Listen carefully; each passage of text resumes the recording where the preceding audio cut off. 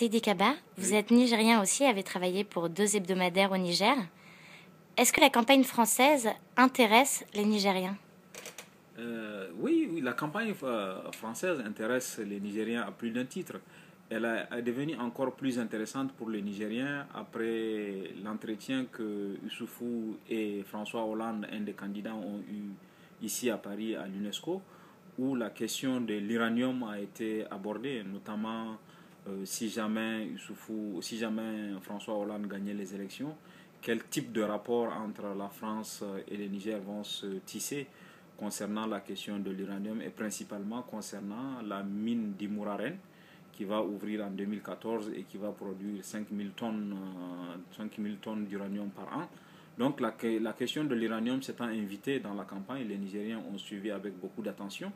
Et comme d'autres Africains, les Nigériens ont suivi avec attention la campagne électorale aussi, notamment sur la question de la migration, la question de l'immigration, puisque vous savez que beaucoup de Nigériens notamment viennent se former ici, viennent poursuivre leurs études ici, et la question de l'immigration les intéresse. C'est que les candidats entendent faire du volet immigration les intéresse. Ça intéresse aussi la jeunesse nigérienne, notamment ceux qui ambitionnent de venir se former ici. Donc tous ces facteurs-là expliquent pourquoi les Nigériens ont manifesté beaucoup d'intérêt. Pour l'anecdote, ce matin, au jour du vote, j'ai appelé des gens au Niger. Ils m'ont dit nous sommes actuellement en train de suivre le déroulement des élections françaises. C'est la preuve que, quelle que soit leur origine sociale, leur situation, les Nigériens se sentent intéressés par la campagne. Le Niger étant une ancienne colonie française et les relations entre la France et le Niger ayant été ce qu'elles ont été, elles ont changé selon les régimes, elles ont été moins bonnes ou bonnes selon les régimes, mais il reste que du fait du poids de la tradition historique, les relations entre la France et le Niger, la campagne a eu beaucoup d'intérêt. Il n'y a qu'à voir les journaux nigériens pour s'apercevoir que la campagne a eu beaucoup d'intérêt pour les Nigériens. Très bien. Et selon vous, quels sont justement les enjeux d'une éventuelle alternance pour le Niger et ensuite plus largement pour l'Afrique? Je crois que la première chose pour le Niger, c'est la question de l'uranium. Si jamais, par exemple, c'est François Hollande qui gagne, compte tenu de la proximité entre Issoufou et François Hollande, puisque le parti de Issoufou, le Parti nigérien pour la démocratie et le socialisme, fait partie de l'international socialiste, comme le Parti socialiste français. Donc il y a des relations de proximité entre le Parti socialiste au pouvoir au Niger et le prochain président, si c'était François Hollande. Il y a aussi des relations personnelles entre des gens comme Arnaud Montebourg, qui sont des dirigeants du Parti socialiste et Youssoufou. Donc tous ces facteurs peuvent favoriser les dossiers nigériens ici. La question de l'uranium, par exemple, a connu des relations conflictuelles entre la France et le Niger, notamment sous Tandja. Donc si jamais il y a une alternance, ces questions pourront être gérées plus facilement. Notamment la question aujourd'hui de l'uranium avec ce qui s'est passé à Fukushima. Vous savez, l'uranium se vend moins. Donc il y aura des négociations difficiles entre le Niger et la France sur l'achat de l'uranium. Donc si jamais une alternance se produisait, cette question pourra être gérée plus facilement.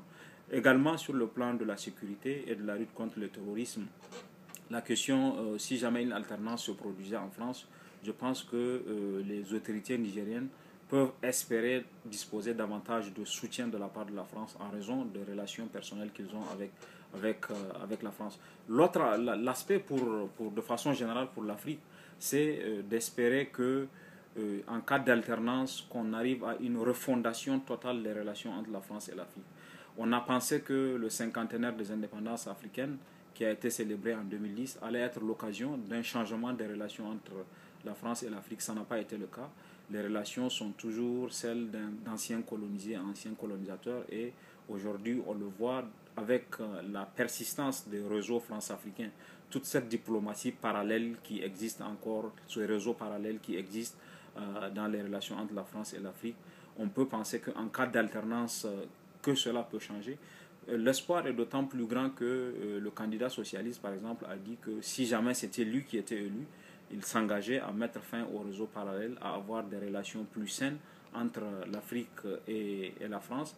Il s'est engagé aussi à favoriser des relations donnant-donnant. Historiquement, la France a souvent soutenu des régimes en Afrique qui n'étaient pas forcément des régimes très populaires dans leur pays, notamment à travers des accords de défense qui prévoyaient de venir en aide au régime en place s'ils étaient menacés. Donc tout cela peut changer, tout cela peut évoluer et doit évoluer si la France veut continuer à jouer un rôle encore, ou si la France veut continuer à être crédible aux yeux des élites africaines.